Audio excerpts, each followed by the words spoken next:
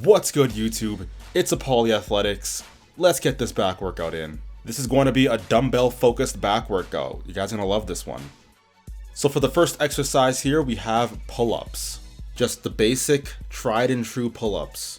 In my opinion, the pull-up is one of the best movements, period. It's great for the lats, obviously. It's also great for the biceps and the spinal erectors and core stability. It's also, in my experience, not as systemically fatiguing. So while I'm putting it as the first exercise here, you can easily put the pull-up at any point in your workout and you can still do it at relatively the same level that you would have done it at the beginning of the workout. So it's a very flexible exercise despite the fact that it works all this musculature really well.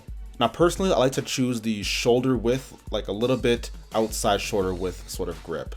Going in closer, I find it works on the forearms more and it's just not as comfortable for me. Going wider and you reduce the range of motion and it's also just much more uncomfortable for me. So I'm gonna be like Goldilocks and just go in the middle, the golden mean as Aristotle would put it. But yeah, people like to say, pull wide to get wide, but from what I've experienced, it doesn't work the musculature significantly more than if you just go shoulder width. I also find that wide grip pull-ups don't work my core as much. And with narrow grip pull-ups, again, it doesn't work my back as much, and I think a lot of this is because at the top it's very easy to round your back as opposed to keeping your back straight and doing your pull-ups properly. I like to go weighted with my pull-ups, but I did not do that for this sequence. We're going to be doing 3 sets of 15 of this exercise.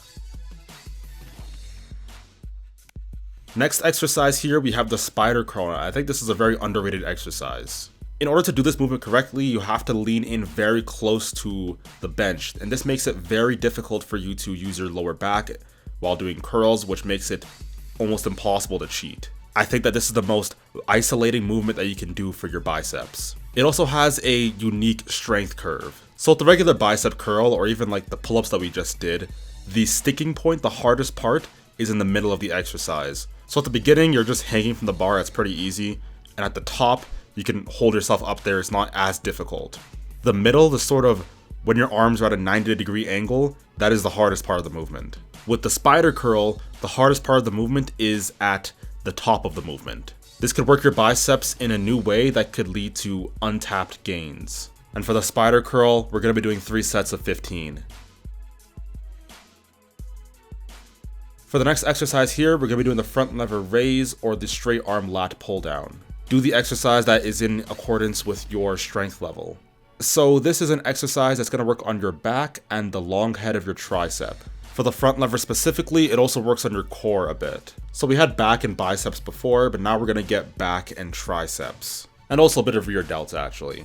This is one of my favorite exercises as it taxes the back in a unique way. This means that you're not going to be as fatigued from your pull-ups, and of course your biceps aren't going to be a limiting factor either. I also have an entire video dedicated to front levers, so you can watch that if you're interested. Anyways, if it's the front lever you want to do, then I'll say 3 sets of 7 reps. But if it's the straight arm lat pull down, which isn't as taxing and doesn't have to be as difficult, then I would say 3 sets of 10 reps.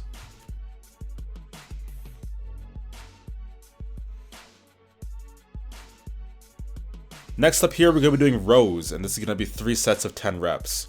Now, I don't like doing back-centric movements back to back, but since the front lever works on the back muscles in a completely different way than the pull-ups and the rows, I feel comfortable doing these back movements back to back.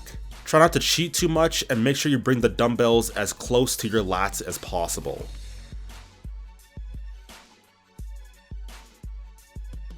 For the next exercise here, we have the alternating bicep curl. We're going to be doing 3 sets of 10 reps on each arm, so essentially 20 reps. For this movement, we're going to be isometrically holding the bicep up with one arm while curling the other arm.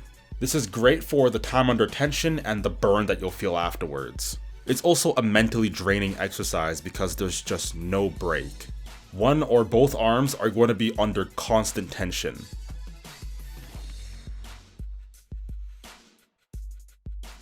The next exercise here, we're going to be doing standing rear delt rows. This is going to be for 3 sets of 12.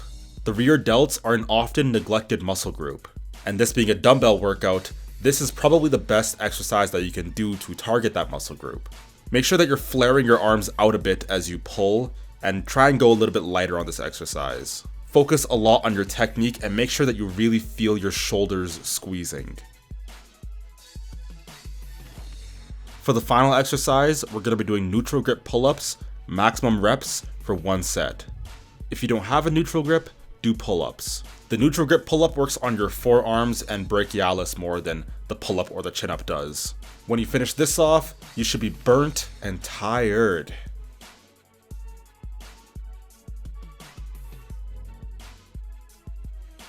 And that'll be it for the video. Don't forget to try this out and let me know how you feel. I've been doing this workout for a while and I've gained some pretty good muscle from it. But how is it for you? I want to know. Don't forget to like, comment, and subscribe. I'll catch you all next time. Alright, peace.